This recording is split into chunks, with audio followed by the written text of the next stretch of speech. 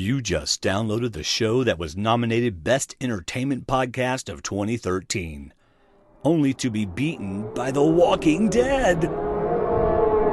That's where Tony's at, Splash at. That's where Tony's at. Tony is a sneaking, Tony is a listening, wearing next to... Hey everybody, this is Survivor Talk with D&D. I'm Dwaine. And I'm David. And we are just two best friends talking about the show we love. You know what it is? Survivor. That's right. And tonight is our listener feedback show for Episode 4 of Survivor Cagayan, The Odd One Out. And tonight we'll have our regular feedback schedule line up, which includes the Baker's 15, which we're going to try to keep close to 15 as we go. And followed by our listener feedback, which is always awesome. We got some audio and some written in, of course. Yes, we do. do. We're going to share with you the CBS Express teaser. We'll talk about the D&D Survivor Challenge. We'll go over our picks for Episode 5's Fun Office Pools. Then we'll go to Dwaine's Quasi theory. My quasi theory. Quasi theory. My quasi theory. I actually have one, David. I came up with it at 8 o'clock tonight. And sometimes those are your best ones. So I'm looking forward to that. And that'll be the end of tonight's feedback show. All right. It's going to be a good one, y'all. Probably another hour and a half one, which I like. They're fun. Our server doesn't, but we do. Yeah. Our server's going, you're going to have to pay extra if you keep having these long shows. We're not kidding. We really are. So therefore, when you're shopping Amazon, and we hope you do, please use our link on our website, survivortalkwithdnd.com. There are Amazon links to your left, some on your right, some in the middle. They're everywhere. Click on one. It'll get you to Amazon. You don't have to buy what it's saying. You don't have to buy TurboTax. I haven't done my taxes yet, by the way. You don't have to buy TurboTax just because you click on that link. Just get to Amazon from our link. Or just put a shortcut on your desktop, survivortalkwithdnd.com/Amazon, and you will help support Survivor Talk with D&D. And let me just tell you, you have been very helpful. You have been very supportive, and we applaud you. We applaud you. So don't slack off. Keep doing it. That's right. All right, David, are you ready? I'm ready. All right. Well, we are going to bring Andy on. So let me see if I can get him to want to come on. It's Andy Baker. He's got his own intro music. The writer of the Baker's Dozen on True Dork Times with Jeff Pittman. It is a pleasure to have Andy. He's got some topic about which he wants to speak, and we will intersperse our thoughts. So the timer starts now, Andy, for the Baker's Dozen. No, the Baker's 15. Your Baker's Dozen isn't out yet, is it? No. I once again, I back myself into a corner, and I'll get to it eventually, but I'll start with my crazy ideas here. Crazy. Go ahead, man. What's your idea? The topic today that I wanted to talk about, just because it's something that's been kicking around for a while, but it's obviously shaped this last episode. It's just the idea of shaping your endgame resume. People have been kicking around the Trish and Tony flip, and people have been talking about L.J. and not playing his idol, hanging on to his idol. Did we see something, not see something? And then you also, it's sort of that story that you can tell, at the end game, and they have to, at this point in this in-between phase, they have to start thinking about playing for the merge. Mm-hmm. They may be only one elimination away, and so the Brains sort of have this weird advantage. Not only did they benefit from the swap, but once they get to the merge, they're not targets, and what they've already been through has set them up. They already have a story to tell at the end. They emerged from this totally wrecked tribe, held together. They were nearly out of this game, and somehow they get to the end. They have to do some stuff perhaps between now and then. But so you have these players who are putting together, they have to start thinking, what's the narrative that I'm weaving so that I have something to say at the end? So how soon is too soon? How late is too late? I mean, what do you guys think? Well, the more I went back and watched this episode again Friday to work on my non-blog just the power rankings and stuff. And in fact, what I got out of this episode was 2 factions starting, and it's really because of the swap. And it's the Brain faction with their additives that they're going to bring in, and it's this Tony and Trish and LJ faction that's going to start looking for their additives. And it's really going to depend to me who loses this next challenge this week, because that's going to determine if there's one less brawn or one less beauty. Because the Brain could easily take up the beauties that they want to keep, and then once they see LJ and Jefra, they could say, hey, there's 2 more beauties over there, and those are the numbers we need to get rid of brawn.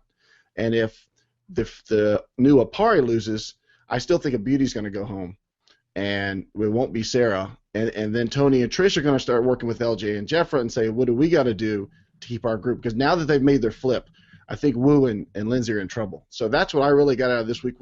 That was the end game I saw. That was the merge game where there's 2 factions now working, and they could end up working together if they all make it to the merge, and that would be smart and pick off the strong players. But that was the neat twist of this swap. I thought it was a wonderful swap, but I like how the game has suddenly shifted, and to me, a very entertaining and positive way. Okay, so to answer your question from me, I think it's never too early to start your in-game resume. I think you start from day one in the way you interact with people and the way you're playing the game. Now, obviously, you have to switch things up whenever you get to a swap like this.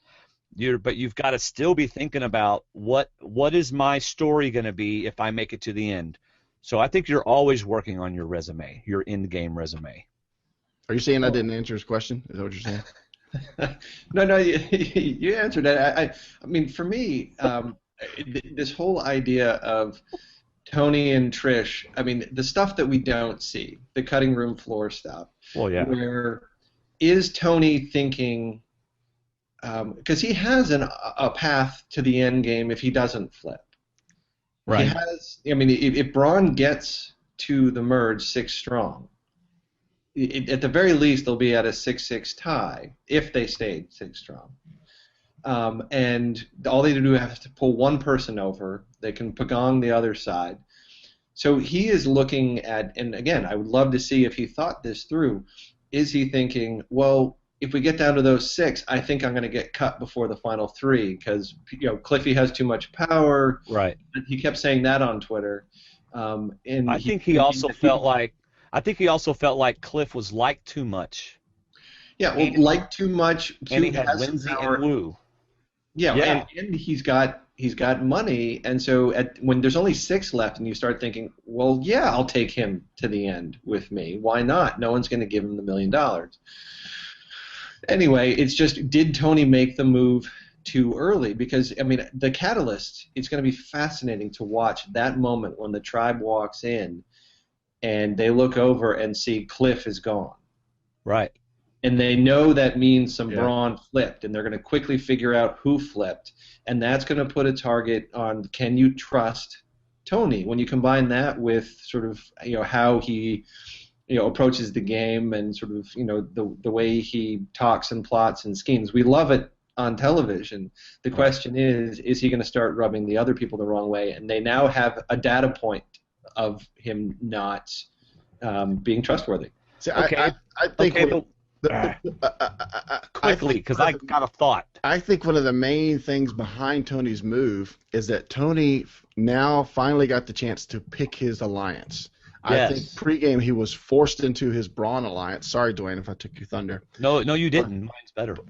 But anyway, I don't think he was satisfied as a Survivor fan, as a Survivor player with the alliance that he had, that he was forced into with Braun.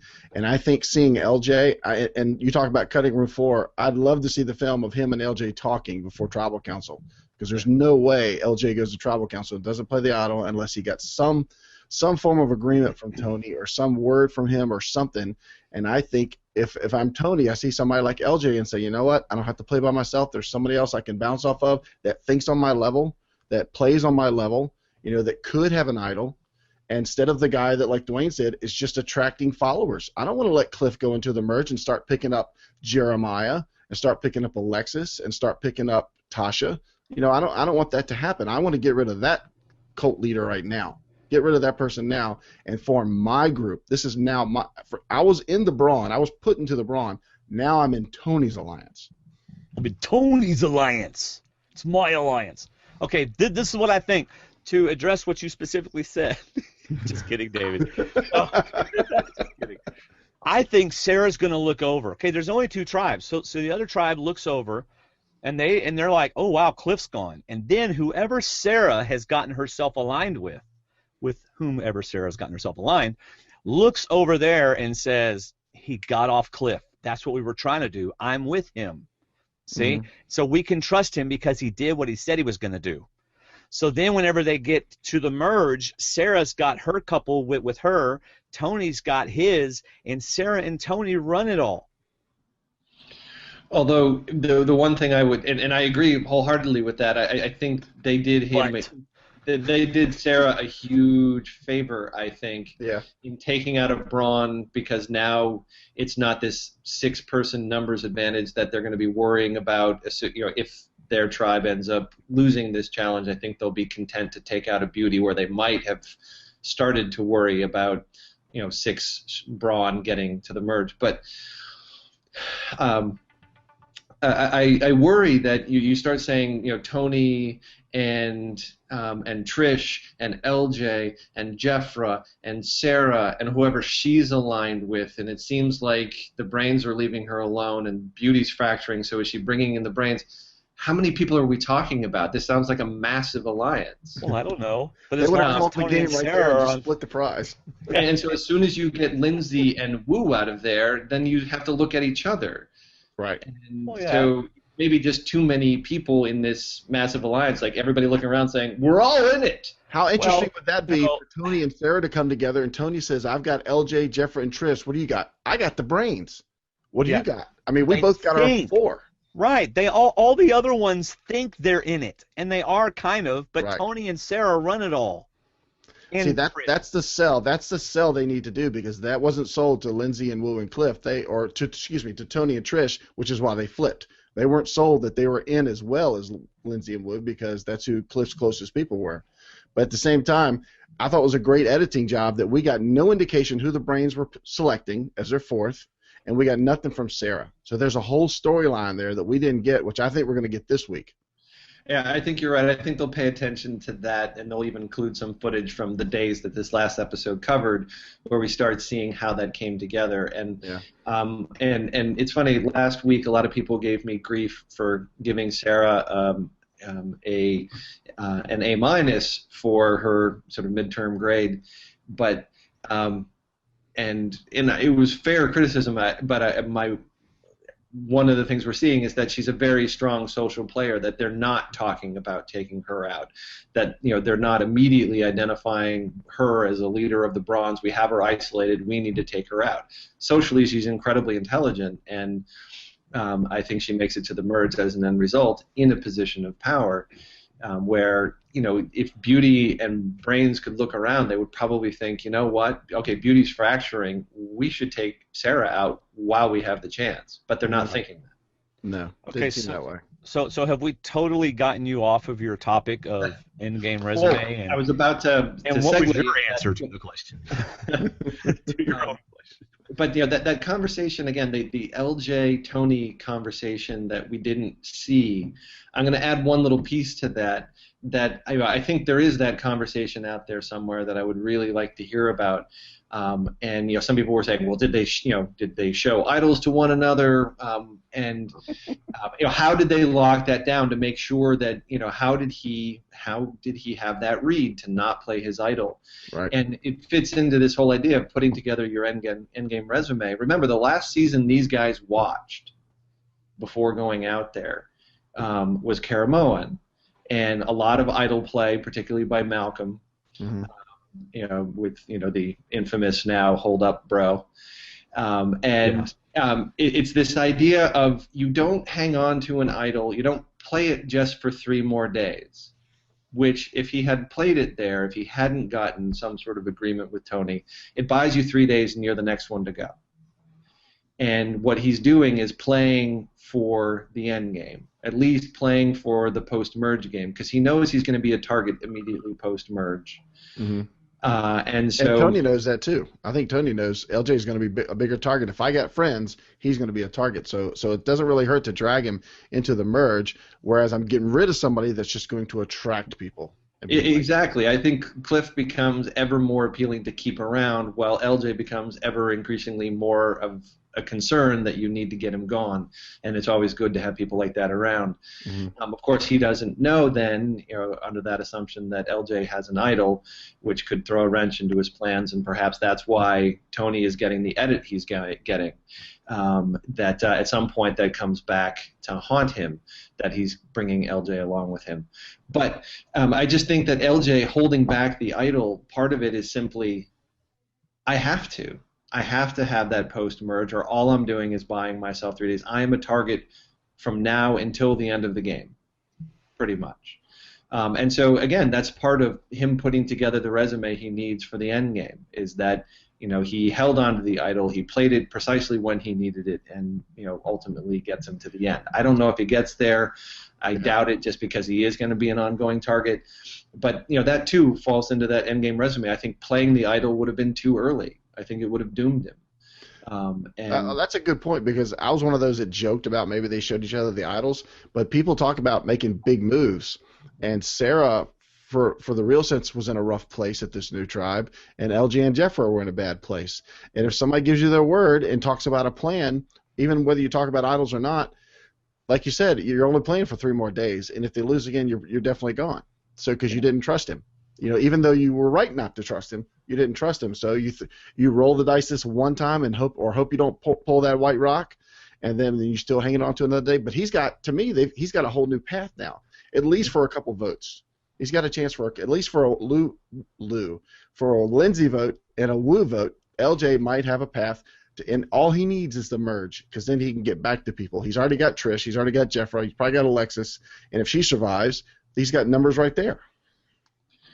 Yeah, I mean, it's going to be fascinating with if someone like Lindsey goes home for whatever this thing with probes coming to camp is, and obviously there's lots of theories kicking around there. I have a crazy one. Ooh, all right then.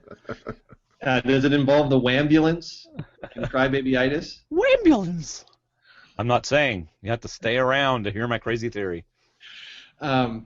Anyway, so I think it's interesting to see these people who are, struggling with those competing elements of, I need to do what's going to get me through right now, but I really need to think about the long term.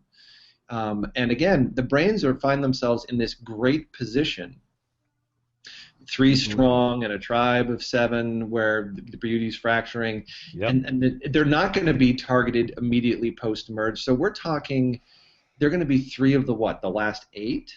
Or 9, or 7, and suddenly that becomes incredibly powerful. Plus, they have that story of, again, our tribe was a mess, and yet somehow here we are. And not only here we are, but we're here in force and in numbers. And it'll be interesting then to see, and I'll throw out my crazy theory here. Oh, here we go.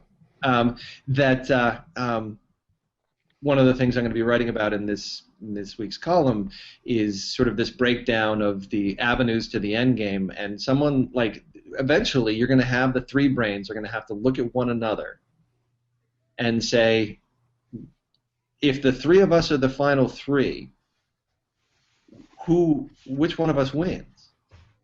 Mm-hmm. And they may all be convinced that they're the ones, but I think at least one of them will probably have some doubts, and that's the one who's going to have to turn on the other 2 late, because you can't let them get that story in. Right. I think Spencer would have the better in-game resume. I think you're right, and I think Tasha, as having been a leader, and I think she showed, in the challenge, she's really physically strong. She probably will make some, maybe make some noise post-merge in immunity challenges. I think Cass might be the one who has to flip. Yeah. And, can you see her turning on those 2 and picking up, a Sarah, a Jefra, a Morgan, and turning that around late in the game. Whoever's around there for who's ever made it to that final 7, final 8. I mean, the final 7 flipping point, I think I'm already beginning to salivate with the idea of the brains turning on one another at that point, because I don't see them being targeted really before that. Yeah, that's about the only way I think Cass could get to the end and win, is if she takes, obviously what you said, 2 people other than Spencer and Tasha. Right. And 2 people that are seen as coattail riders and that weren't threats. And she could say, hey, I took out my own people, 2 threats, just to put myself in a better position with people here that haven't done as much. I think Cass would do anything to win the game. So I could definitely see her flipping. She's a lawyer. She'd lie in a drop of a bucket. I think, it's been a really long time since we've seen someone make that cold a decision. Kim Spradlin found herself in a position at the Final 5 where she could have done it, and she chose not to. She could have gone to the end with Christina Cha and Alicia and didn't. Right. She ended up winning anyway. Right. But, you hearken all the way back to someone that, Survivor would like to pretend doesn't exist, but Brian Heidik. And you look back at that season, Thailand, and I know a lot of people don't like it. I love it because I love Brian Heidik. And at the Final 5, he had 2 people to take to his Final 3, both of whom would have taken him. And he slit their throats because the other 2 people were better to take with him, including Clay. Clay, yeah. And turned that and created a Final 3 where both of them would take him, and both of them were just hateful and awful and stood no chance against him. Right. Because he did that, he only won 4-3. But that ruthlessness, I think, is what it's going to take in this game at the end for someone like Cass to be able to put together that end game resume. Right. Well, it will be fun to watch for sure. It will. I personally would have taken Chelsea to the end as well. That you just want a few more days with. I was going to say, he said, Jeff, can we go to 42 days? Yeah. Hey, Jeff. Extend it out. I don't mind if we hang around a little bit longer. Do what, Andy? Can we have a final 2? Yeah. And oh, do you hear the clock ticking? I do. Yes, we have to wrap it up. All right. So, well, thank you, gentlemen. It was it's a good time. Again, thanks for having me on. Oh, yeah, absolutely. Now, remember, whenever this season is over, we're going to do a Shooting the Breeze episode with you. Yep. When we talk about Lost. Absolutely.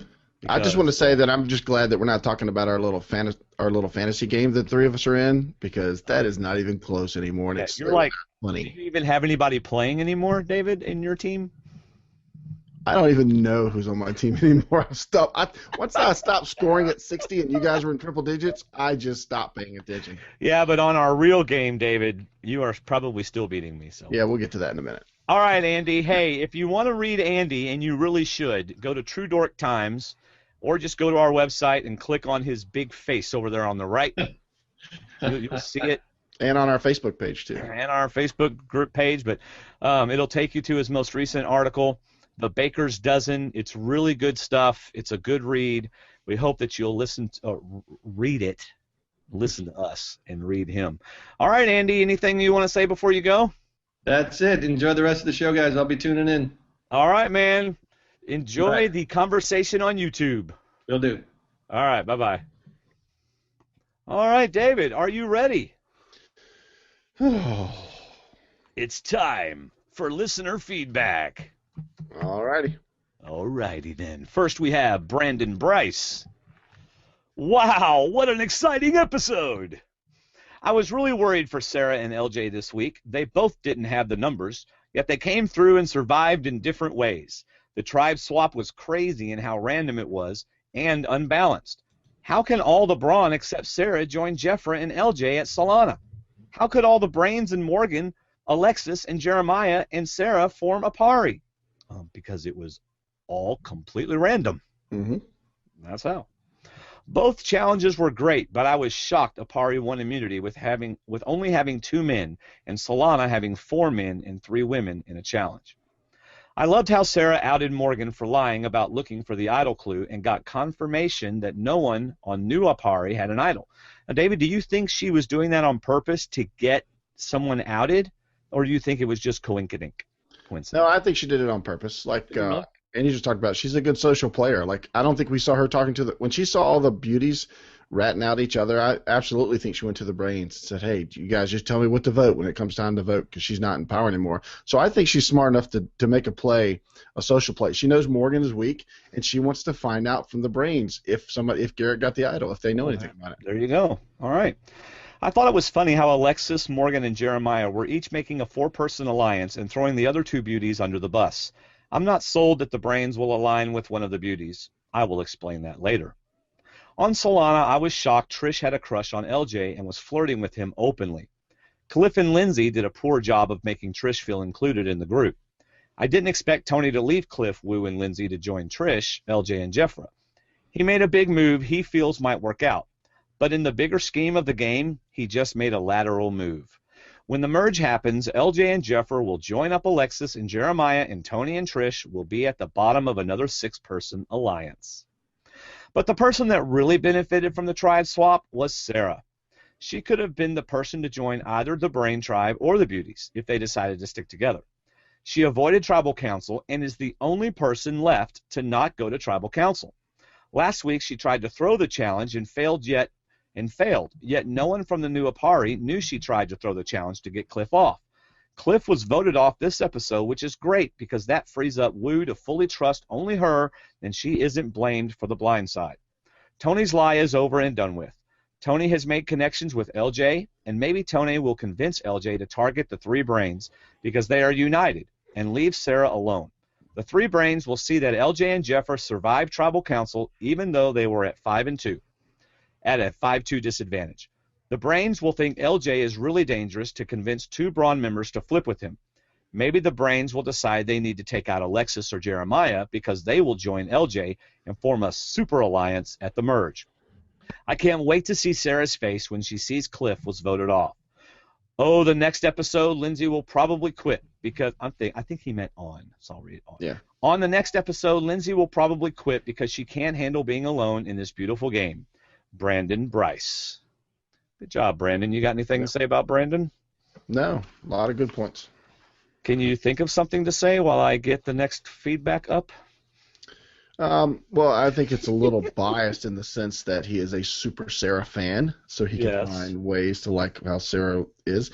He made a good point about Tony making a lateral move that he didn't necessarily put himself in a better place in case the beauties realign. However, I don't think those beauties are going to realign. I think one of them is going to be leaving this week, in fact, because I think they're going to lose the challenge this week. That's going to be in my Fun Office Pools pick. All right. So.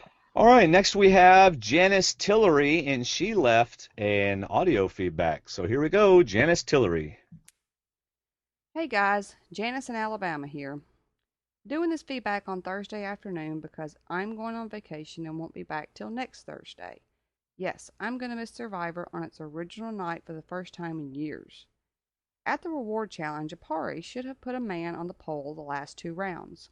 Again, maybe we don't know how many rounds there really was. Maybe someone will ask Cliff in his exit interview how many there were. I loved Cliff at this challenge. Cliff was thanking everyone for the nice massage after that challenge. Maybe he was laughing so much because he is really ticklish. I can imagine him getting up at the end and saying, "Wow, my back was killing me, but now I feel great. How much do I owe you for that chiropractor appointment?" The brains love to practice for the challenge. They also have lots of practice at Tribal Council, which I think will help them down the line. Do you think Alexis was putting on an act for LJ on the Beauty Tribe? Now that she is with the brains, will she switch gears and show she does have some smarts and isn't just an airhead? I love Morgan's comment about Alexis. She prides herself in her twerking. Does Tony and Trish think they can hook back up with Sarah after the merge and say, "Look, we got rid of Cliff and Lindsey for you"? I am sure we will get a shot of Sarah's reaction at the next episode when she sees Cliff is gone. Trish said Cliff hasn't spoken a word to her since the game started. If that is true, it was wrong for Cliff to assume that Trish would stick with them. He should have tried harder to form a bond with everyone, not just Lindsey and Woo. The question that seems to be on everyone's mind, Why did we not see Tony's reasoning in voting for Cliff and not LJ? You know Tony and LJ had to have had a conversation. Why didn't they show it? Was it to make us think that LJ was going home instead of Cliff? Interested to see what everyone else's theories are on this subject. I wonder if Tony didn't like Cliff approaching him like he did, asking what was said in the conversation with Trish. I think we may be seeing how Cass and Tony end up bumping heads. The brains meet up with Tony and company at the merge, and those are the two alliances battling it out. Next time on, Lindsey calling Trish a bully is like a pot calling a kettle black. They didn't mesh well at the beginning, and we have seen more of Lindsey being a bully than Trish. Maybe Trish really lets loose and takes it too far to push Lindsey into quitting. I don't think Jeff has ever had to go to a tribe's camp because of bullying. Lastly, I loved Nathan's song. He has a really good voice, and I love a good parody. Looking forward to my vacation and to hear what everyone else has to say. Thanks. Talk to you later. Awesome. Thank you, Janis. I got a couple things. Do you have anything to say on that, David? Yeah, she brought up a good point about the challenge and how many rounds it was, because we've gotten confirmation that they don't always show every round. But I didn't like the fact that certain players didn't participate in what we saw. You know, Cliff went twice. Woo never got in the challenge. Right. You know, we didn't see everybody go through the challenge. I think it should be a requirement that everybody goes through the challenge at some point before people start duplicating. Because that almost was an unfair advantage to put a guy 6'10" that weighs what he does and try to drag him across. Then, but that's just the luck of the draw at the same time. Whichever tribe had him was going to use him. Right. Go ahead. Go ahead. Well, I was going to address that. Jeff Pittman over at True Dork Times posted on Twitter this week that he went and back and watched, and whenever Prope said there's 3 rounds, best 2 out of 3, that was on location, that it wasn't a voiceover, that you actually see him say it to the people. So he thinks there really were just 3 rounds. Yeah, I watch that sometimes too when they talk about rules, and I noticed one time he was talking, it was just showing a picture of Probst. So you don't know if it was an hour later when they left or if it was an hour before. But I understand what Jeff is saying. I mean, because if he's tracked it down, then that's fine. Well, but I still think everybody should have to participate before somebody goes twice and something like that. So you gotta make it strategic. Right. And then she talked about if she thinks Alexis was acting with LJ. And my question is, who's not acting? Yeah, everybody. The person who's being honest right now is Trish. She is infatuated. So I think everybody else is acting. Definitely. That's right. The only other thing I had to say is, David, why don't you demonstrate your twerking abilities? Or shall we move on? Let's move on. Okay. The chair might not last to the podcast. Here we go. Have you ever tried to twerk, David? I thought you said we're moving on. Well, I want to ask, have you ever tried to twerk? No. No? Hasn't come up that I know of. My son said to me, y'all don't even know what twerking is, so I showed him that I did know what it was.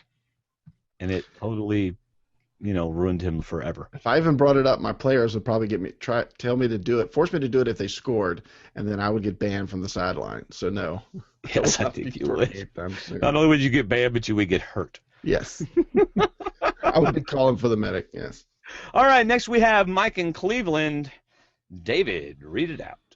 Hello, guys. DJSR.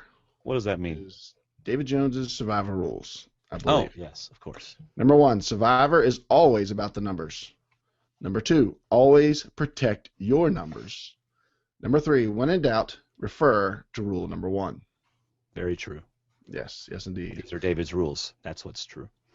I don't know about you guys, but I'm just a little upset with Enrico from the Philippines, who didn't feel the need to share with the group that Cagayan in the Tagalog language means irrational group behavior. Had we been armed with that little bit of information, the poor Survivor play that we are witnessing week after week would be a little less jaw-dropping. Now, don't get me wrong, I'm loving this season and the cast to this point, but I do realize Mozart isn't on the island either. I love Mike in Cleveland. Understanding that Tony is a friend of the show, I'll try to be nice here, but his voting off of Cliff was simply one of the worst moves I have witnessed on Survivor. I have listened to Dwaine's attempt to explain away his thinking, but it sounds like excuse-making to me. I would hope that after having months to think up ways to explain his actions on the show, his fallback isn't, I figured I was at the bottom of the alliance. Especially after we all witnessed Wu, Trish, and Sarah attempt to lose a challenge and vote out Cliff just 3 days earlier. Tony even says on camera they already have the numbers, so why rock a boat that's sailing straight toward victory?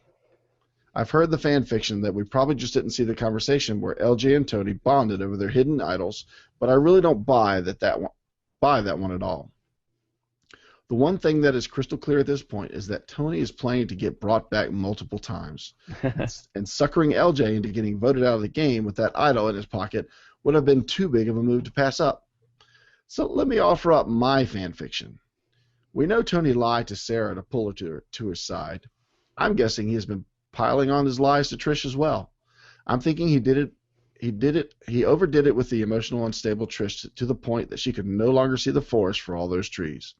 I don't buy his tweet that he didn't know his tribe tried to lose the challenge. Mike Scoopin warned that what most players say after being on the show should be weighed heavily. So faced with his lies backfiring on what was best for his chances of winning the game, he just took the weasel's way out. Tony has now played himself into that rare class of player that had better win this season because you will never win after people see how you played on your first season. The best thing Tony has going for him is while he is a bull in a china shop type player, he is clearly still the best player on the show, which, to be honest, isn't really saying much. I will now yield the remainder of my 5 minutes to Dwaine to once again make excuses for why Tony made one of the stupidest moves in Survivor history. Yeah, I don't need to use the rest of your 5 minutes. Well, it gets talked about. I've already talked about it some. Yeah.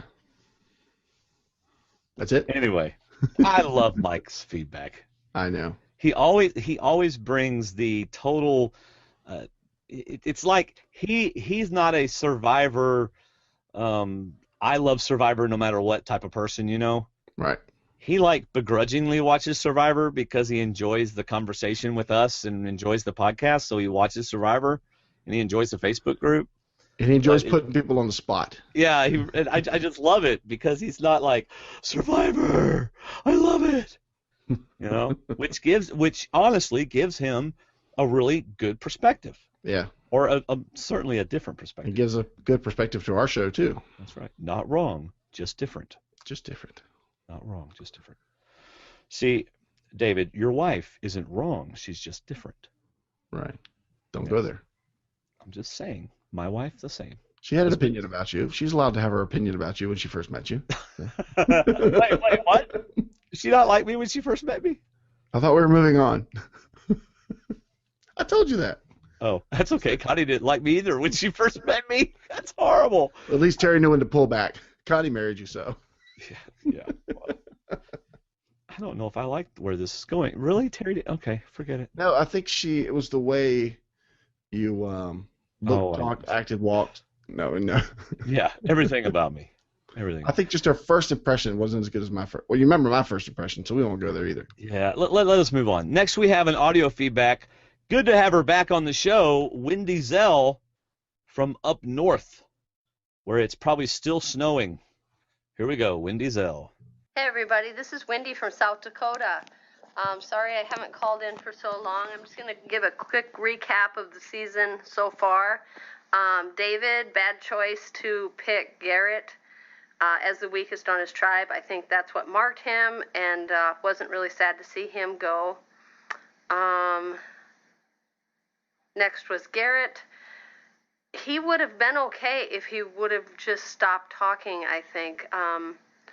It's always a bad idea, and they should have learned that from Laura Bonham, that you don't just tell who's going home that they're going home.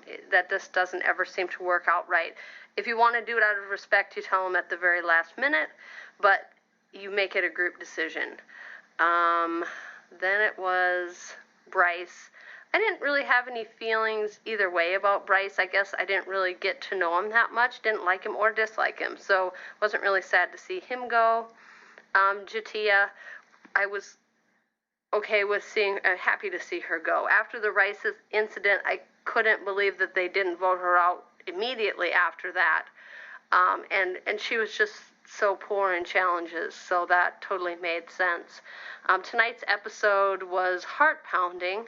LJ has been my pick from the beginning. My daughter is just crazy about horses, so knowing that he was a horse trainer, horse whisperer, whatever you'd like to call him, I chose him to take it all and was so afraid that he was going to go home. I still wonder if he didn't have to disclose his hidden immunity idol as leverage to keep him, to get Tony on their side, and they're just not showing us that. I don't know. I hope that's not the case, because that will buy him one more tribal council for sure, but hopefully they won't have to go there for a while. Looks like an explosive episode next week with a lot of cat fight going on. I don't know. That's not very attractive to me, but anyway, I don't care for all the drama really, but you know, you're out there, you're hungry, you're tired, you're, you know, exhausted, and emotions run high. Anyway, really enjoying the season, trying to catch up on listening to all the podcasts. I was out of the state for a while, so trying to get caught up on that. Still love listening to you guys. Take care. Bye. She lives in Dakota. What else is there to do but listen to podcasts? I was expecting her to say aloha when she first came on. She's getting back from her trip. Yes. By the way, LJ being a horse whisperer, I'm sure that's why your daughter, likes him so much. We're very sure that's the reason why. All right, Wendy has a second. She called back in again, so here's the second part of her feedback. Hey, I wanted to add a little PS, something I noticed from the episode that I forgot to mention in my original feedback. When they were doing the battering ram part of the challenge, and Purple was way ahead, and then they kind of fell behind, the one thing I noticed was the orange team switched places, and I think that was part of the problem with the purple team. The guys in front got tired, and you're kind of doing the lion's share of the work when you're in front. If they would have swapped with the two back guys or something, I think that might have made a difference. I think that the two in front just kind of ran out of steam, and then they lost their lead because of that. That's just an observation I had. Oh, and that's it. And even with 2 phone calls in, she's still under 5 minutes. Way to go, Wendy. And she, there's another interesting thing about that challenge that we didn't talk about, which happened so fast because we both watched it right before it happened. And if you want to see what it was, you have to check out my non-blog tomorrow, the Survivor by the Slice, and you will see what I found. Oh. Well, now you got my curiosity up. If you read all the rest of the feedback, then I'll tell you what it is at the end of the show. No.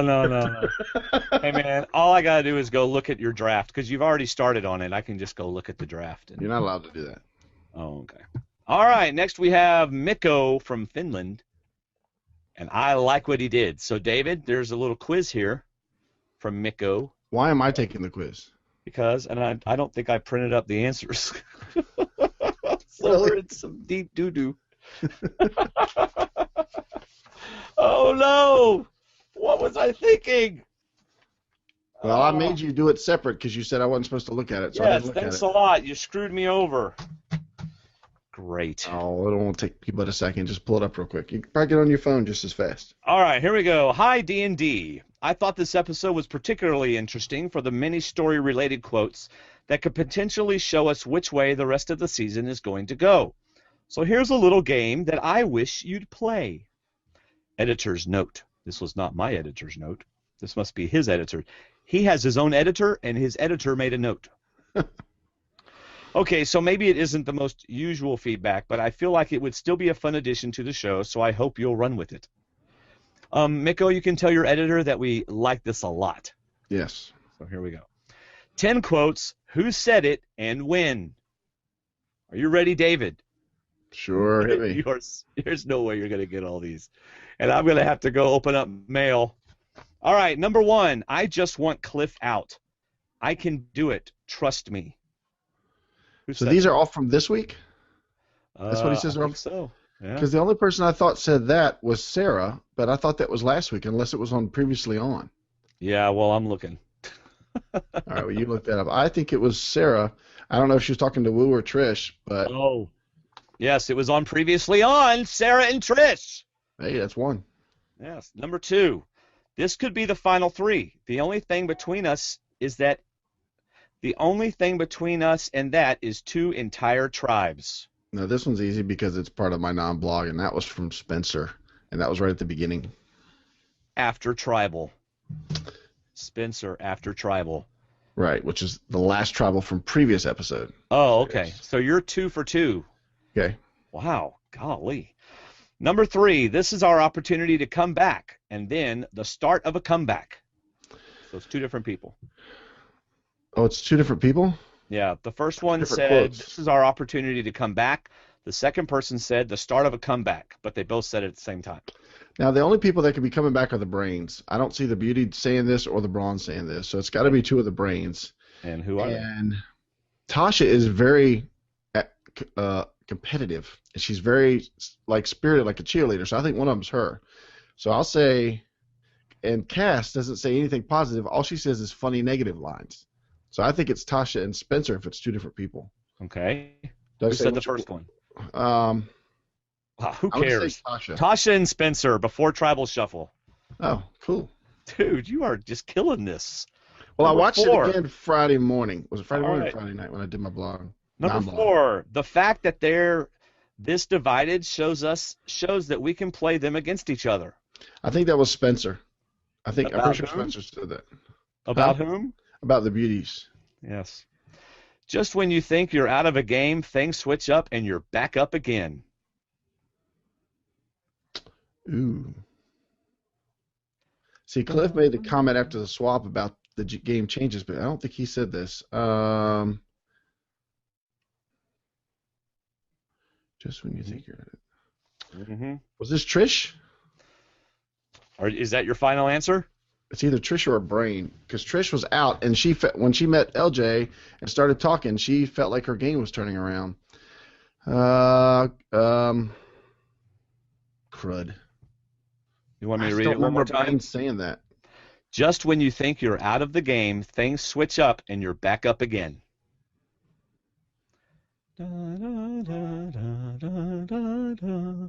This is really boring podcasting. I'll right just now, go with so- Trish. I think it was Nope, Trish. it's Tasha about the Brains Tribes news power position. So you've got one. Good. You've missed one. Number 6. That was good. I started this game being very naive, but I'm starting to realize I got to start doing what I need to do to get to the top. All right, that was Trish, because I remember the oldest lady saying she was naive, which is something you'd think a young person would be. All right. And that was about her switching things up. Yep. Number 7, huge victory for the underdogs. Is that Probst?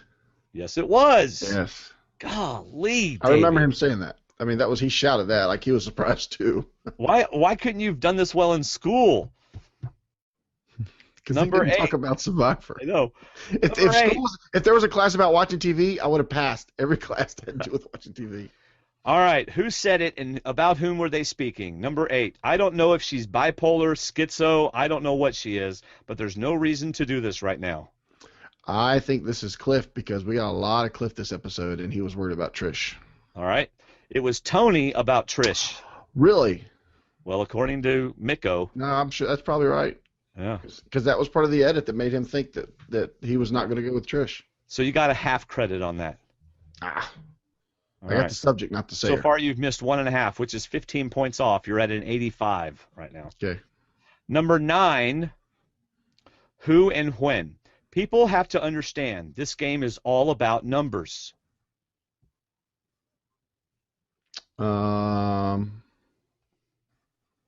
You want me to mimic this person?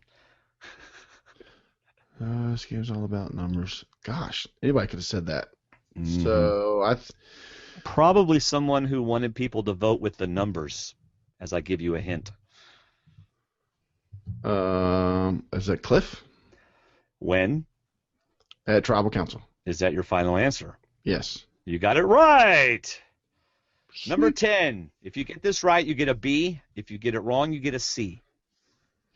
I think I always hated 10-question tests. Because they're too easy to know how bad you did. Gosh.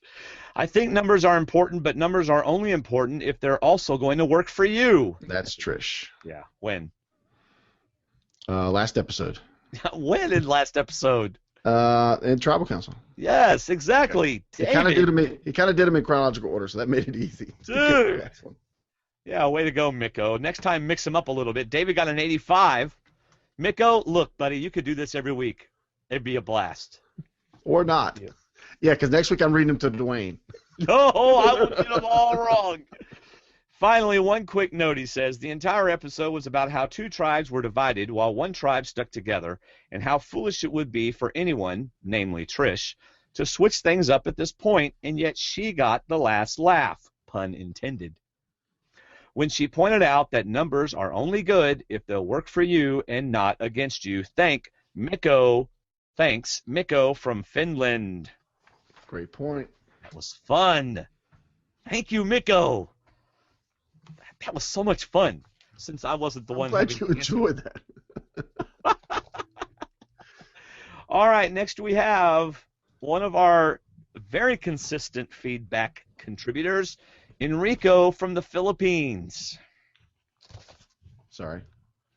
Another different approach to feedback this week from Enrico. You want me to start it while you look it up for some reason? I got it. Oh, okay. I'll mute you. I'm trying something different this time. I like to call it Cougars, Cliffhangers, and Low Hard Wooden Poles. Low? It says long. Long. Same thing. Long, low. No, it's not the same thing at all. Dear D&D, I'm trying something different this time, and I like to call it Cougars, Cliffhangers, and Long Hard Wooden Poles. There you go. There you go. With Jatia gone, the brains are now down to 3. Choosing challenge strength over crazy loyalty. Together they marched to the beat they assembled, only to drop their buffs, leaving everyone bum-puzzled. And so in 5 minutes, 2 tribes had new identities, becoming Apari, Solana, Cagayan's 2 major cities. Orange had Sarah, 3 brains and 3 beauties, while L.J. and Jefra became the purple minorities. The reward challenge was incredibly unfair. All Cliff had to do was just hang in there. Even though Apari had only 2 guys to spare, were the matchups just random to not even care? Hey, you should sing this. Hey, I'm on a roll. Don't interrupt me while I'm rolling. How many of y'all want to hear him sing it? Say yes to your radio right now. All right, David. Overwhelming. All I hear is crickets. The brains invaded Solana, ousting LJ on their sight. But he came from Massachusetts, so with Trish he can be tight. The horse trainer's beauty now comes into the light. With Trish blinded by emotion, he and Jefra have a fight. Well, I'm singing it in my head. I keep wanting to say off Dasher and Dancer off Butter. And to all a good night. The brains stuck together, but the beauty quickly split. Morgan lied from day one, and Alexis twerked as fit. I still have not seen her twerk. Jeremiah sold the girls. They should not be... Okay, Jeremiah sold the girls. They should not be trusted with. The losers of Luzon are now really in it to win it. The vertical pole was laid down with amaze. Destroying the walls would need some nice rhythmic waves. For the lone immunity mama that only one tribe can raise, Tony can only watch in horror as who Apari slays. So the next question is, will the Brawn 5 stick together? Not if I'm outside, Trish laments at her number. Lindsey is anxious, but Cliff puts her doubts asunder. LJ is dispensable. Wu can actually do better. 2 idols are at play in the quaint Solana tribe. Will Tony latch on the fierce cougar's vibe? Without his spy shack, no conclusions he can derive. With the beauties of the bronze, one alliance won't survive. All calm and collected, LJ did the unthinkable. In awe as he decided an idol wasn't worth the gamble. The tribal council cliffhanger could have ended in a fumble. In the end, it worked out. Cliff's story had to crumble. So here we are with a new dynamic twist. Bronze can't sit pretty while Tony and Trish go down the list. Beauty might self-destruct unless Sarah sees the gist. A final 3 of brains might just be in the midst. And all a good night. And to all Merry a good Christmas. night. Merry Christmas and to all a good night. Enrico from the Philippines. Dude, so we've had trivia, quotation trivias, and now we've had a poem from And Enrico. we've got 2 returning feedback this week who haven't been with us all season. It's awesome. And we had Andy Baker at the beginning. How much better can it be? You know what's awesome about feedback is people really spend a lot of time on this. Yep. You know, it takes effort to stop what you're doing and think about the show and write a feedback. And that you would do it for us is awesome. So thank you. Next we have Will, the Giant Ninja. Hoya! I think his would be Hoya. Hoya. Yeah. Hoya! Oh-hee-ha. I don't know what oh-hee-ha means. But it sounded good for a second. This is why we have that one review on iTunes that says I'm a little corny. But that was from 2.5 years ago. You're still corny, though. I am still corny. Yeah. Will the Giant Ninja. What's up, guys? It's Will from Wonder Lake again, a.k.a. the Giant Ninja. I wonder if he, goes around and goes, "Hi, I'm Will, the Giant Ninja." He probably does. Hi, I'm Ninja. And I'm suing you. So Oh, yeah. I'll be suing you today, and I'm a giant ninja. Yes. But if I'm ever a contestant on Survivor, I'm from Boston because, you know. That's right. First off, it's, as I type this, 10:15 on Saturday night.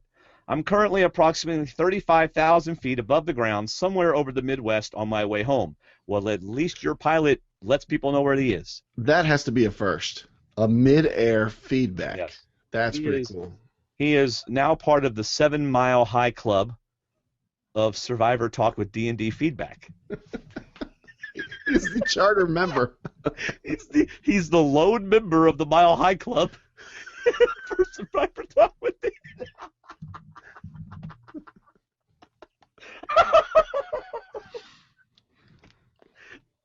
Okay, let's move on. Let's do. I don't know if I can. We'll put that on a shirt. I'm the lone member of the Mile High Club of the Survivor Talk with D&D Mile High Club.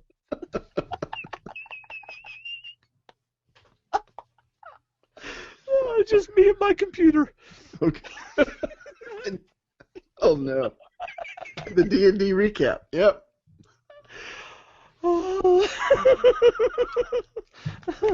I'm currently 35,000 feet above the ground, somewhere over the Midwest on my way home. I went on a cruise with my family this week. We went to the Caribbean and had no cell, internet, or TV. When we got back to civilization this morning, I found a Wi-Fi hotspot, purchased the Survivor episode on iTunes, and watched it on the plane just now. Why'd I do that when I have it on my DVR at home?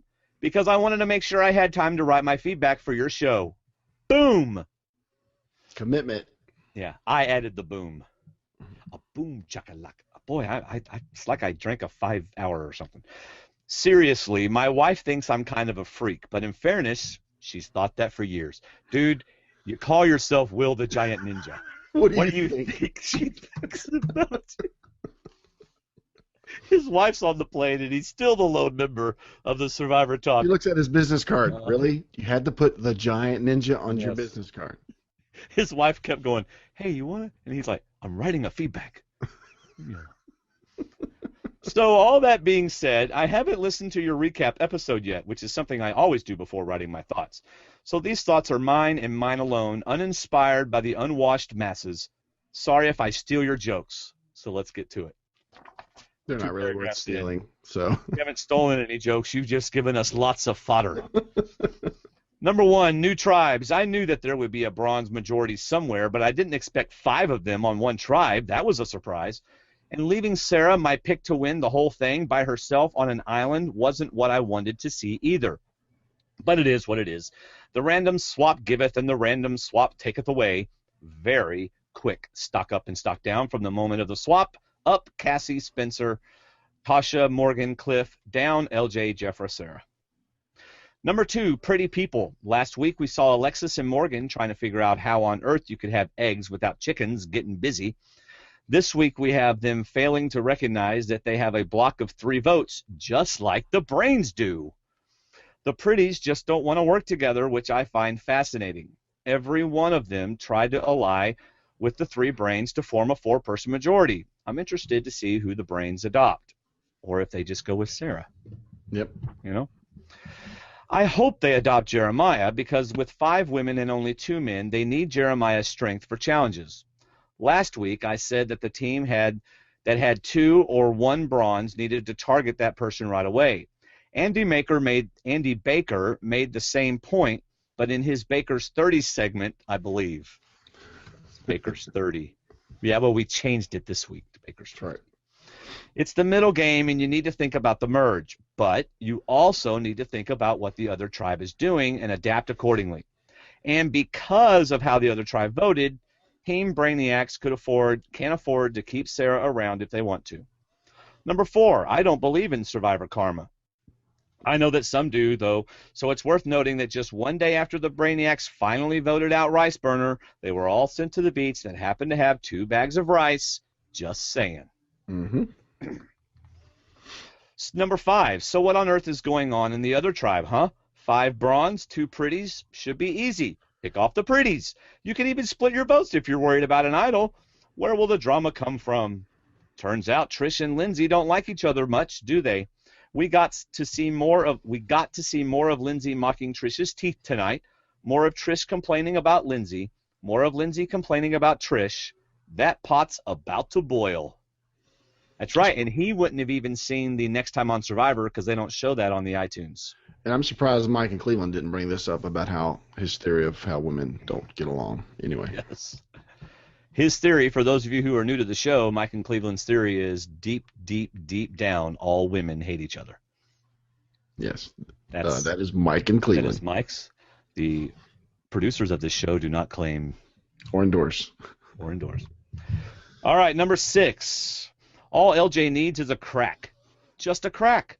And he's got one. Trish is ready to flip the game. But why? Maybe TV should be getting more credit than the editors are giving him. After all, wasn't it 4 weeks ago that Team TV was telling us that he was going to cut the head off the lion and eat his cubs? He was the driving force behind Sarah wanting to throw a challenge last week to oust Uncle Cliffy. He was the driving force behind Trish wanting to flip the game this week. I suspect that TV is more of a puppet master than we're being shown, and it's frustrating me that we're missing out on his confessionals. I agree, because that's more points in the game, fantasy game for me, so I agree with that. Yeah. By the way, speaking of confessionals, someone, I don't remember the website, so I apologize if you're listening and you're the one that did it, but I saw this week someone had broken down all the confessionals, and CBS, in their editing, is really evening out. Everybody's getting confessionals. Yeah, I saw that too. Oh, Catherine says David has the cutest laugh. Don't let your wife know she said that. Yeah. Oh, Shayna says, I want to hear David sing. Come on, David. It's too late now. Yeah. Number 7. I wonder whether Tony still has his hidden immunity idol. Did he take it with him to the reward challenge just in case, or was it buried somewhere at the Braun camp? By the way, if that happens, they let you get it. Yeah. If I remember correctly, they will let you get it. Or yeah, I noticed when I watched where it is, and when I watched it the second time, Sarah talks about, if I'd have known you guys were coming, we'd have cleaned up. Our clothes are strewn everywhere. I mean, does that mean that there's some Braun clothes still there that aren't hers? Probably, but producers will go and get stuff up. Yeah. If the latter, then he no longer has what he worked so hard for. I suspect that if he'd lost it, we would have seen a confessional of him lamenting that fact, but it's worth wondering. Number 8. Speaking of wondering, why did LJ trust Tony? By the way, he obviously had not listened to our recap show because his feedback is like 5 pages. Just messing with you, buddy. I understand why Tony flipped his vote. He's been telegraphing his ouster of Uncle Cliffy for weeks now. But why didn't LJ play his idol? Why did LJ have so much trust that Tony was going to go against what appeared to be in his best interests, sticking with the group of 4? There was a conversation between LJ and Tony that we didn't get to see, and I feel robbed. LJ and Tony have been a couple of the most strategic players this season, and watching them form an alliance, even if it was just a marriage of convenience, was something I would have wanted to see. I kind of hate that the editors robbed me of that conversation just so I was surprised by the vote. But see, they want you to go into tribal council not knowing what's going on, so they can't show you that. And they've had a string of good tribal councils, and I agree. I would have rather been left surprised at the end than seeing that because it just would have ruined it. Yep. Number 9, Cassie. I love me some Cass. She and Spencer have gone from the outhouse to the penthouse. They are in charge of this game for the foreseeable future, and I love it. Go Cass, and go Spencer, too. He was an absolute rock star at the Immunity Challenge. I understand why they put Cass in front at the start of the challenge. They wanted her to do the puzzle. But when they switched and put Spencer in front, he was a maniac. People talk about him being a new Cochran. They're wrong. When Cochran was winning Immunity Challenge, it was a food challenge and one where he bought a huge advantage. Spencer just owned that smash and grab. He blew through those walls better than Tony or LJ did. Props to this chess player. And remember, this is Spencer's first season, not his second. Cochran was a much different player his second season. Yeah. Number 10, Sarah's "Have two cops ever gone to the inn together?" was cute, but it wasn't classic winner's quote. Winner's quote. Spencer's "We could be the final 3. We've just got 2 other full tribes in our way" was a winner's quote. The hair on the back of my neck stood up. Actually, that was just because the plane dropped a couple thousand feet. While you were typing. Yeah. And are the editors telegraphing our 0.0%er this early? They could be. He's been awesome, and I'd love to see him pull it off. So would I. I'm just glad that there's still at least 3 in the smallest tribe. It just makes it more fun. There's 3 factions going, or there could be. Number 11, the Spy Shack. I love to see the new inhabitants of Braun Island uncover and decipher Team TV's Spy Shack. How great would it be to see Cassie and Spencer find and use the Spy Shack? Come on, Brainiacs, make it happen. Well, this was longer than I intended it to be, so it's as good as time as any to call it quits. I'll push send sometime tomorrow morning. For now, it's the Giant Ninja signing off from the friendly skies. Later, peeps. Will the Giant Ninja. Yeah. And if you want to follow him on Twitter, he is at the Giant Ninja. At the Giant Ninja. If you guys want to put your Twitter handles on here, we will promote them. That's right. By the way, good-looking buffs you got back there. Thank you, brother. David. What all buffs you got hanging up? I've still got my Bacall from Caramoan, and then the Luzon and the Apari. Luzon and Apari. Luzon is no longer a tribe, but we should be getting some buffs here pretty soon, and you can get your buffs too at Buff Inc. And there is a link on our website for Buff Inc. Yep. I can't wait to get my new buffs. Me either. Good work. All right, next we have Brandon from Alabama, and David will be reading Brandon's. Hello, D&D. The Hello. strong start to the season continues.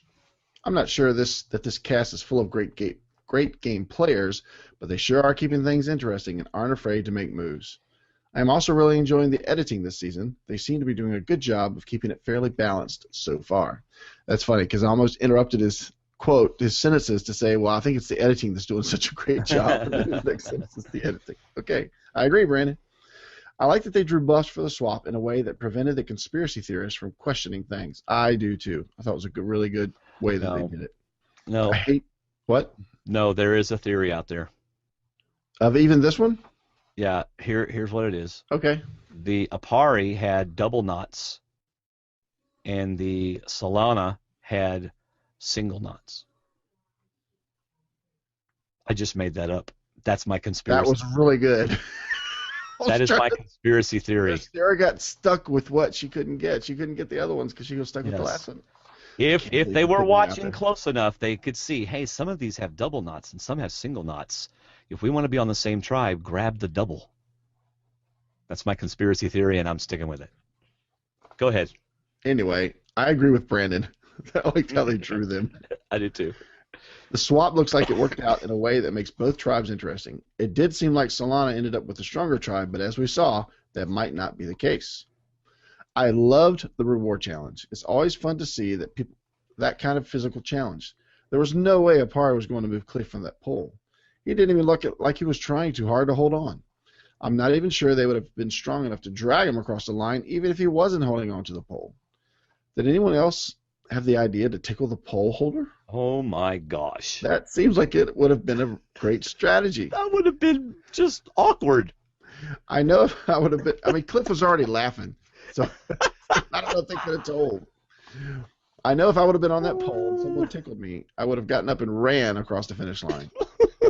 That did look like an amazing reward, even if I would have made myself sick eating all that stuff. Oh, gosh. Alexis sure didn't waste any time approaching the old Luzons, and it seemed like Jeremiah followed that line of thinking soon after. That did make me think a little better of Jeremiah, because I didn't think he really knew what he was doing after the last few episodes. It seems a bit odd that they didn't show Sarah or Morgan talking to anyone about where they might stand. Well, they did show Morgan, but basically showed her talking about Alexis. But so they did show a little bit of her, but they showed nothing of Sarah after that initial conversation. This makes me think that if Apari loses next week, it will come down to either booting Alexis or Jeremiah. After Apari sees that LJ and Jefra survive this vote, they might need to take Alexis out to keep her from joining back with LJ, Jefra, and the new Solana tribe and picking new Apari off after the merge. If I'm old Luzon, and that seems to be the power of new Apari, I'm going to try and patch things up between Morgan and Jeremiah and get rid of Alexis. Now, the first time I read this quick through, I understood what he was getting at, and I liked it, but at the same time, why not keep the beauties together and get rid of the brawn? Why not let Alexis go back with LJ and Jefra? Because you're going to need more bodies to get rid of those brawn. You're going to need the votes to get rid of brawn, and then when you go into physical individual challenges, you have a better shot of beating some of the beauties than you might some of the brawns. Just a thought. That's one thought. Yep, I have to say that I liked Trish much better when she didn't speak. Now, this is Brandon. I'm continuing feedback. She completely melted for LJ as soon as they got to camp. I'm not sure why, but she irritated me so much during that segment. LJ seemed to have the right idea in going along with whatever was going along with Trish. He and Jefra have to find some way into a new alliance, and if he has to work the cougar, that's just what he has to do. Work the cougar. The immunity challenge was another great one. I have to say that these are the best challenges we have seen in a season in a while. I remember them doing basically the same challenge in China. I thought there was no way Solana would lose this challenge when I saw what the challenge they were doing. I'm still not sure why Solana had so much trouble breaking through the walls. They had almost all of the strength, but I guess they needed some brains to get through this challenge. I am so confused about why it has been so imperative to get Cliff out. There is no way I would have gotten rid of either LJ or Jefra. There is no way I wouldn't have gotten rid of either LJ or Jefra that vote. It's not like Cliff and Lindsey were trying to get Trish or Tony out. As long as LJ and Jefra were there, they should have been the targets. What if they survive until the merge and just join up with new members of Apari? With members of new Apari. They have no allegiance to the rest of Solana. I think Tony and Trish would have been much better off by keeping the old bronze together, joining up with Sarah at the merge, and recruiting one other person and keep them until Final 7. If two of Tony, Trish, and Sarah promise that person Final 3, they can vote Cliff, Lindsey, and Wu out and then take out the recruits at Final 4. I think this is the best way to ensure Tony, Trish, or Sarah a win. If Tony and Trish want to win, they cannot let LJ get anywhere close to the end. He scares me in the end game. I know it's easy to say all of this watching at home, and I could be completely wrong. If Trish and Tony want to win, they are going to have to make a couple more moves. Oh well, at least this makes things much more interesting. Agreed. LJ is also getting a great edit. I am always one to look at that kind of stuff and try to pick the winner out. I would be surprised if he didn't find his way to a victory after this episode. He even managed to hold on to his hidden immunity idol. Look out for LJ. Thanks, guys. Brandon from Alabama. Thank you, Brandon. Next, David, we have, returning from his hiatus, Lou from New York. Actually, Jersey. I have not read this because it came in late this evening, as 3 of them did. The last 3 came in late this evening. Not late as in past the deadline, but right. I was already at work. And so David got 2 of them, got to read through them, edit, and he gave me Lou's. So Lou, I just knew you and Lou would want to do the feedback together. I'm looking forward to reading Lou's, but just know that I'm reading it raw, like a baby's bottom. All right. Yeah, corny. Okay. Yeah. Lou from New York. Okay. I'll be the first to say, I give up, Uncle. I'll do it. I'll send feedback, but you'll have to read it, and it's long. I'm making up for lost time. Too late for an audio version. Hope you don't mind. So here's what's on my mind. Feedback, Episode 4, Prologue. Oh, Lord help us. Opening comments. Generally speaking, this season has the makings of a classic. It's not old school Survivor or new school, it's Neo Survivor. The cast is playing like no other. All new players is the key. It's all got to do with the cast. If the cast is in a certain mix, then no Survivor-style chemistry. Has to have that. I really have no criticism of the cast this season, other than to say, in general, it's tilted to the traits of younger, attractive Miss Americas, and not the type that would be most people's next-door neighbor. But that said, on the other hand, you'd find them in my neighborhood. Just imagine a season of, normal folks, your kind of people, Honey Boo Boo couch potatoes, rednecks, Mr. Rogers, Elmo, etc. At least 2 or 3 per season. That's more of a true picture of the USA. That would be fun. Moving on, quickly. Prologue 2, titled Shawshank Redemption Island Bookum Dano. Did I tune in too late? Am I watching Survivor or Criminal Minds? This season so far has a prison vibe, like the movie. You get busted for being who you are, in the wrong place at the wrong time, or mistaken identity, and end up on Survivor. And like banker Andy Dufresne, I don't know how to pronounce it. Andy Dufresne. Thank you. Andy Dufresne, one inmate somehow ends up on an island with $1 million. But as Warden Probst would say, here's the twist. You want to stay imprisoned as long as possible.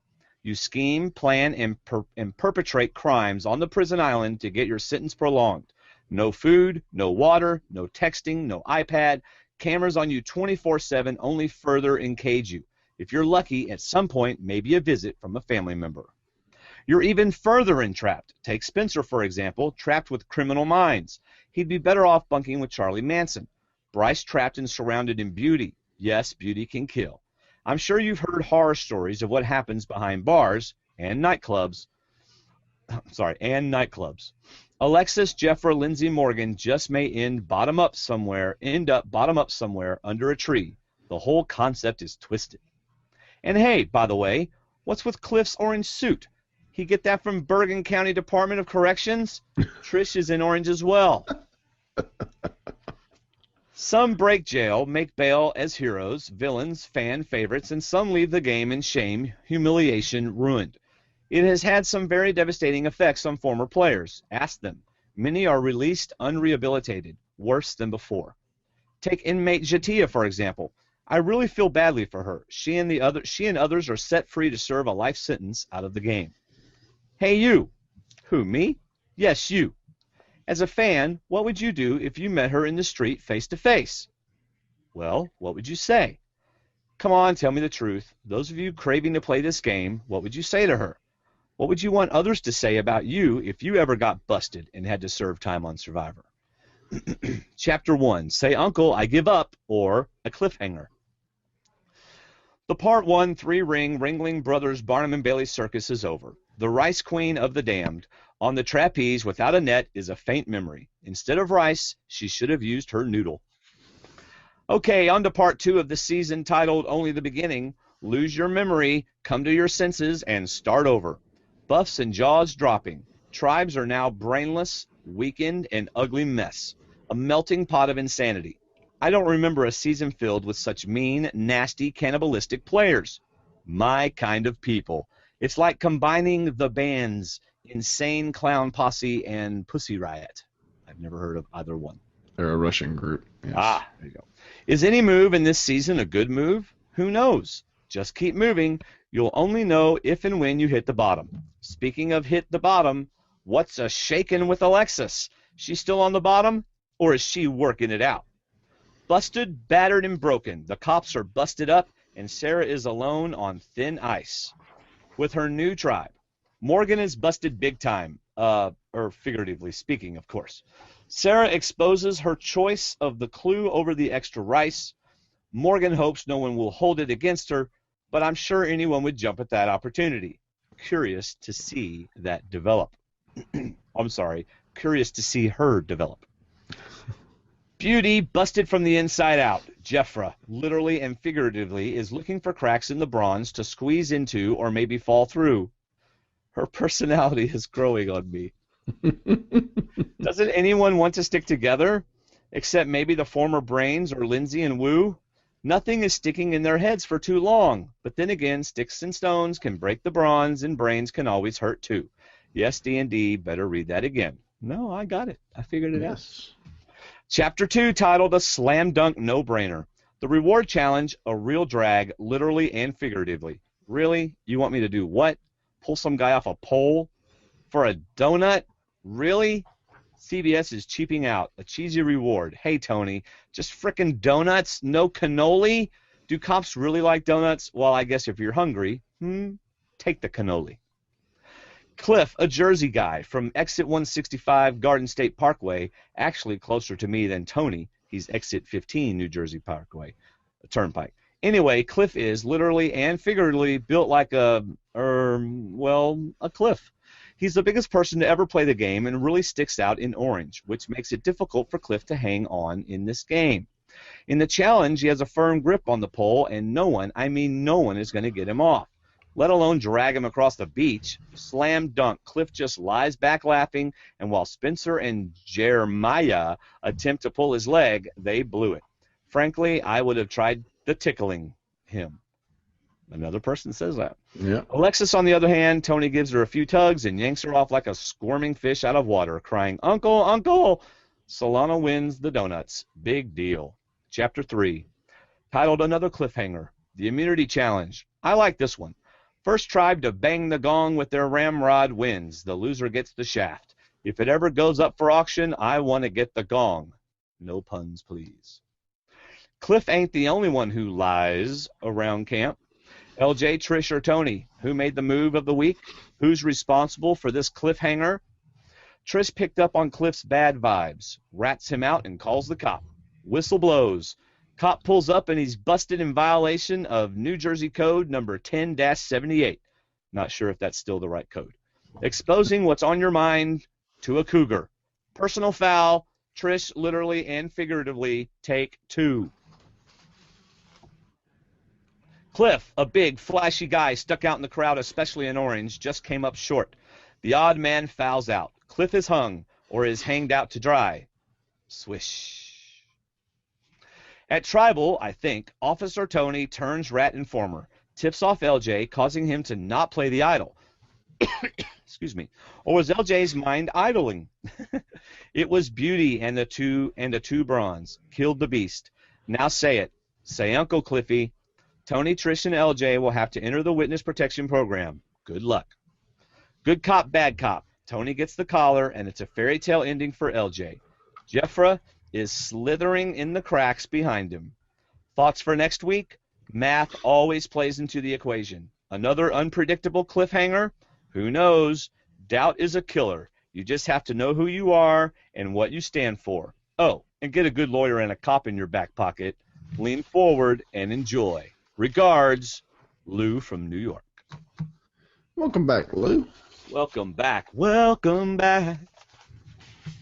Next we have, and last feedback before we get to the most amazing, awesome end of our show that you don't want to miss, is Vickie from MJ. Where's that? That's a typo. It's NJ. Oh, from New Jersey. All right. Yeah. Hi, David and Dwaine. Vickie from New Jersey here. Loving Survivor and loving Survivor Talk with D&D. And the feedback shows are some of my favorites. Well, thank you. Yes. She has several titled sections. So the first title is Last Week. I was disappointed in Sarah for trusting Tony without checking out his story with Lindsey, and especially for trying to throw a challenge this early in the game, and while they were winning and had the numbers. But I was happy the Bronze Tribe finally voted out Jatia. Drop your buffs. At first glance, it seemed like the tribe with all the Brawn members had a big advantage. It will be interesting to see if Sarah can hold on to the merge to get back with him. I was glad the Brains Tribe to get new hope in this game. How funny that they ended up together. Let's see if Spencer sticks with them far into the game. Wouldn't it be outrageous if they ended up in the final 3?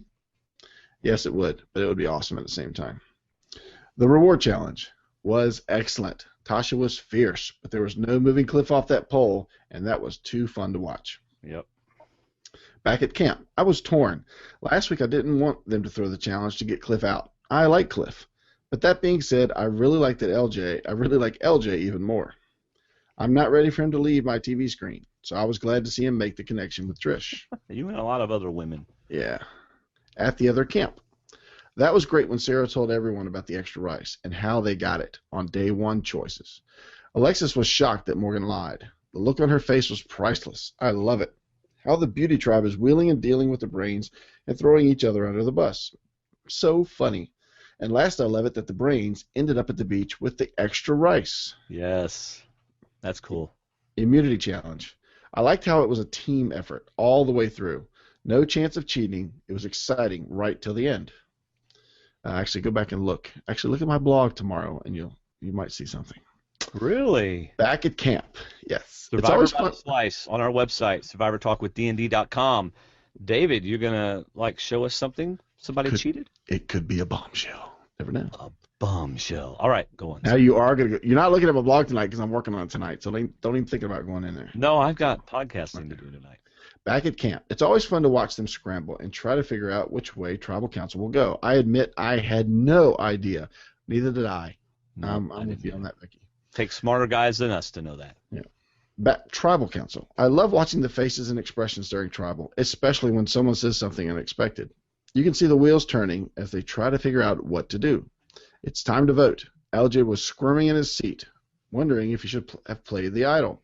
I can't believe he didn't. Brave or stupid?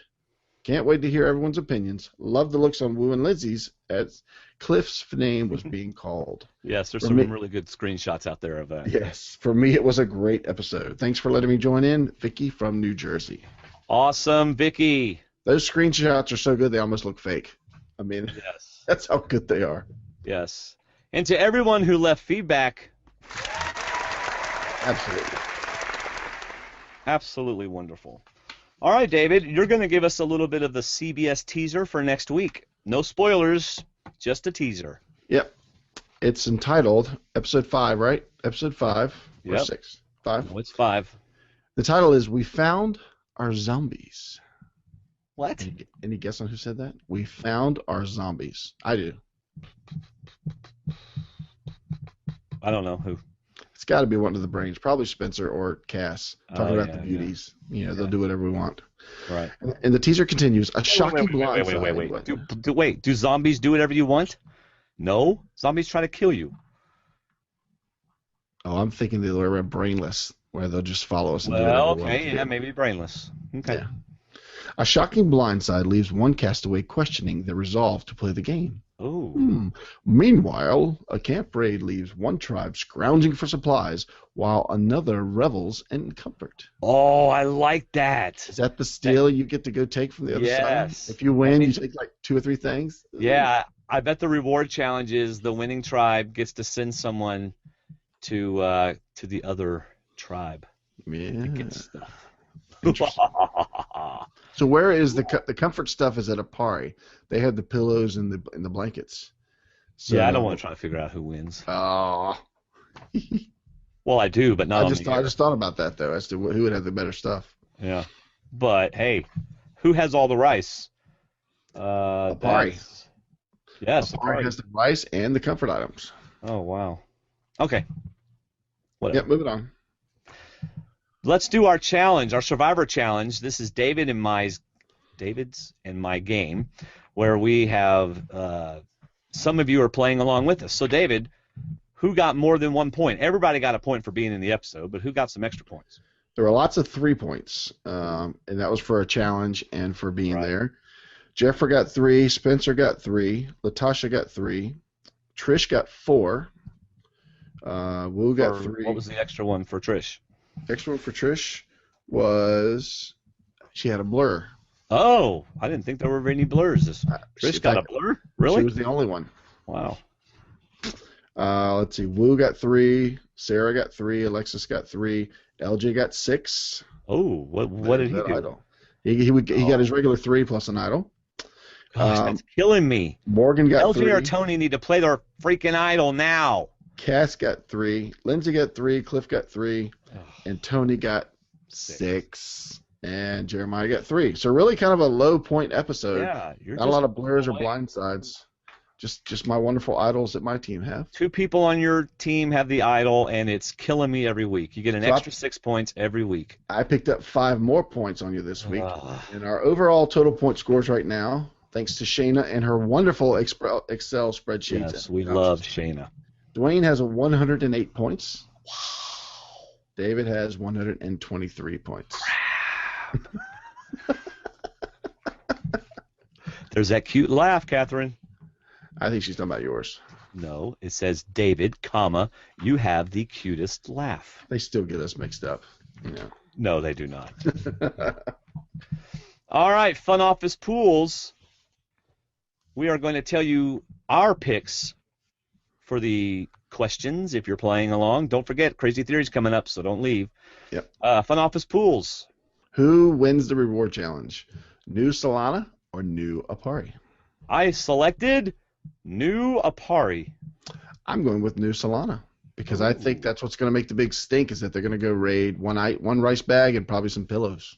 Well, again, I am making my picks without knowing anything of the new episode, and so I'm going to stick with my pick. Okay. Well, then your next pick will come from who wins the immunity challenge. Apari. I'm going with Solana. I think Apari's going to have to. I'm going with the sweep for Solana. Wow, and I'm going with the sweep for Apari. How about them apples? Every time I say Apari, it makes me want to play Space Invaders. All right, I put all points on one person, and I don't even know. For all I know, they're on the Apari tribe. Let me look. No, she's not. Oh, okay. You don't know who I put points on? You put them on Lindsey. How do you know that? Because everybody thinks she's going to quit.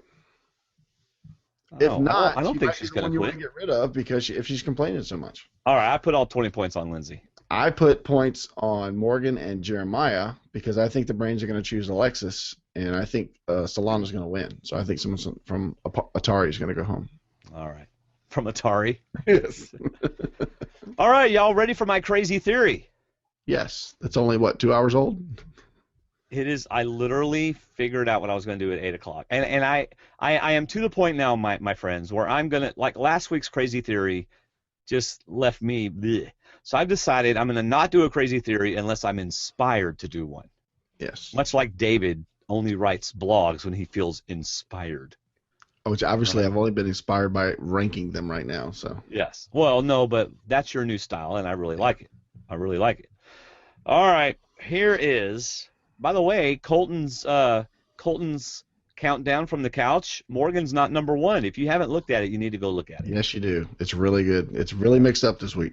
Yep, and Shayna's blog is already up, and Katya's should be up soon. She usually writes it. Usually hers is already up, so it'll be up soon. Yeah. David's will be up tomorrow. All right, David, here's my crazy theory. As you know, in the next week on Survivor, at the very end, we see Probst talking to Lindsey. And what does he say to her? Talk to me. Or tell me what's going on. What's going on, or what's something going like on? that. Okay. So this is what happens. Probst decides to sing to Lindsey. This is what he sings.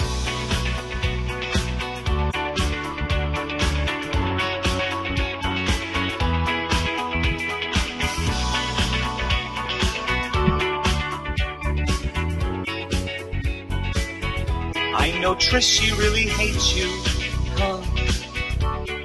And she said some mean things, but you just cannot quit now. Let's start from the beginning. Look, you've come so far to give up in the game. So let's take it through before you leave in shame. You're up all night to the sun. I'm up all night to get some. You're up all night for good fun. I'm up all night to get lucky. You're up all night to the sun. I'm up all night to get some. You're up all night for good fun. I'm up all night to get lucky. I'm up all night to get lucky. I'm up all night to get lucky. I'm up all night to get lucky. I'm up all night to get lucky.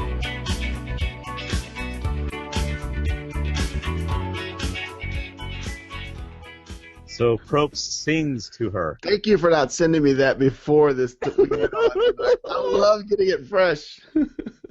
So in case you couldn't understand the words, Probst says, I know Trish, she really hates you. He's talking to Lindsey. And she said some mean things. But you just can't quit now. Uh-huh. Let's start from the beginning. Look, you've come so far to give up in the game. So let's think it through before you leave in shame. You're up all night to the sun. I'm up all night to get some. You're up all night for good fun. I'm up all night to get lucky. That's my crazy theory. Another parody that I wrote and I literally conceptualized it and recorded it in 20 minutes, David. I forget who said it, but I hate to say it, but your best ones are musically inspired. I think I'm just, we might as well not even call it the crazy theory.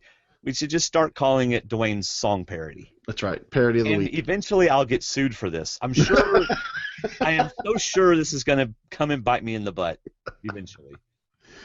But they won't get much. They'll get our Amazon fees. Wow. But there's a part of me, though, that hopes the Spy Shack in the show comes back and that somehow it becomes a topic of conversation and that Probst or CBS wants to hear Spy Shack on the finale. Did you tweet it to him? Heck no. Why not? I mean, I tweeted, does anybody know Jeff Probst? And I, tagged him. Yeah. I want him to hear Spy Shack. And, of course, no one said, yeah, I know him. None of the survivors did anything, There's no love. No love. No. No love for the Spy Shack. Hey, maybe I should use Spy Shack at the beginning of this podcast and the Get Lucky at the end. We'll keep Spy Shack as our song. Yeah. All right, my friends, another awesome episode of Survivor Talk with D&D, if we do say so ourselves. We are biased. Another hour and 40-minute podcast. So we only went over about 10. You said 90 minutes. Sounds good. That's right. And we kept the Baker's 15. We stopped it at 20. And I did that on purpose. I knew when 15 was up, and I let it go a little bit longer. But anyway, I love that part, and I love your feedback. The most feedback we have ever had this season is coming in. Yep. And, hey, y'all, listen. I don't know what's going on, but our recap shows, we have 25% more listeners. More than that because of YouTube also. We have almost, I guess, maybe 25 to 30% more people watching and or listening our recap shows. Thank you so much for downloading us. And then, of course, our feedback shows have always been a little bit behind that, but even this show is up. So It's pretty awesome. It's pretty cool. Just two guys, literally. I know it's our tagline, but we really are just two guys who like to talk about the show. What's great is that we've incorporated 1,000 other people and several hundred people on our Facebook page. So that's the neat thing about it. Y'all have joined us in the conversation. You're not listening to us. You're talking to us, especially on Facebook. Want to help us get to 1,000 on Twitter? We're at a little bit over 800. We have gained 50 in the last couple of weeks, which is pretty amazing. Follow us on Twitter at Survivor_talk. And I'll tweet whenever Dalton puts out his stuff, when all the different players put out, not players, but all the different bloggers and stuff put out.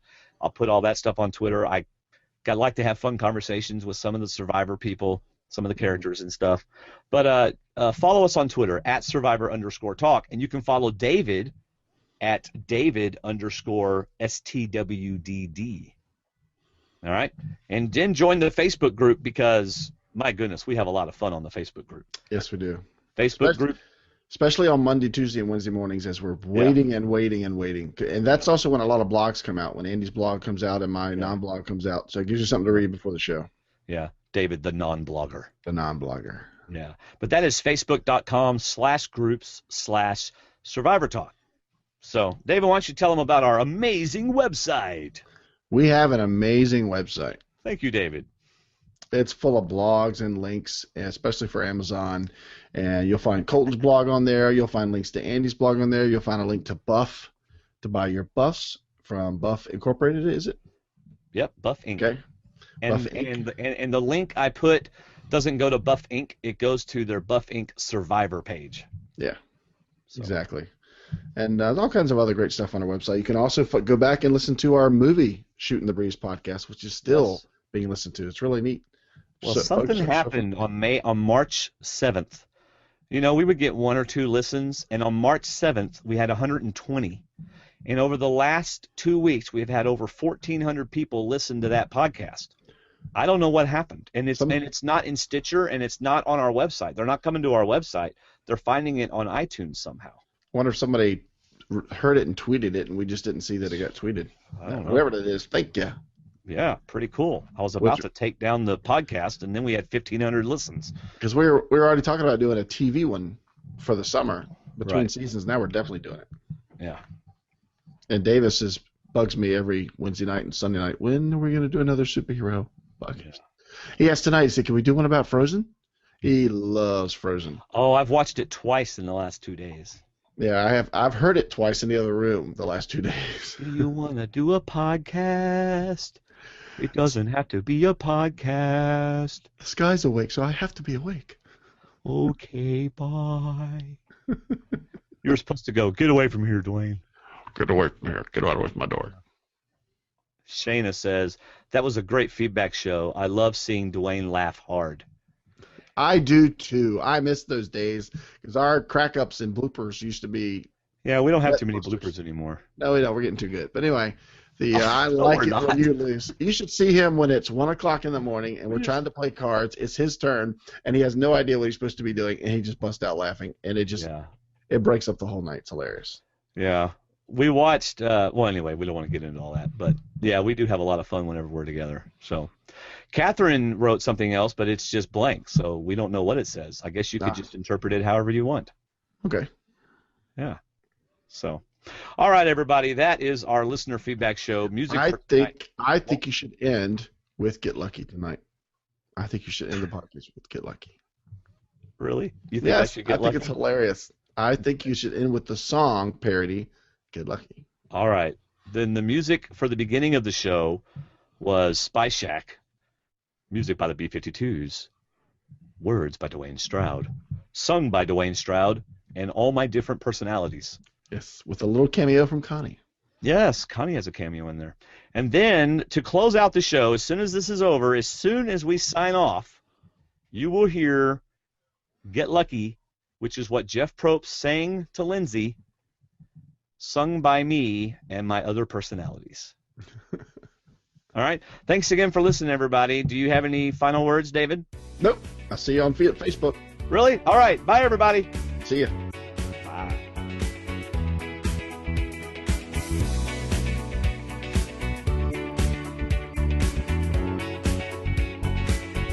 I know Trish, she really hates you, huh? And she said some mean things, but you just cannot quit now.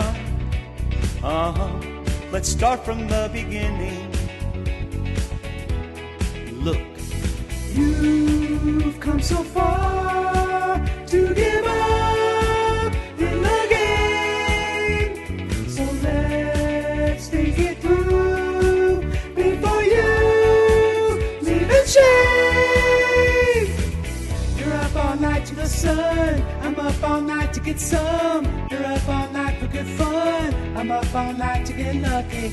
You're up all night to the sun. I'm up all night to get some. You're up all night for good fun. I'm up all night to get lucky. I'm up all night to get lucky. I'm up all night to get lucky. I'm up all night to get lucky. I'm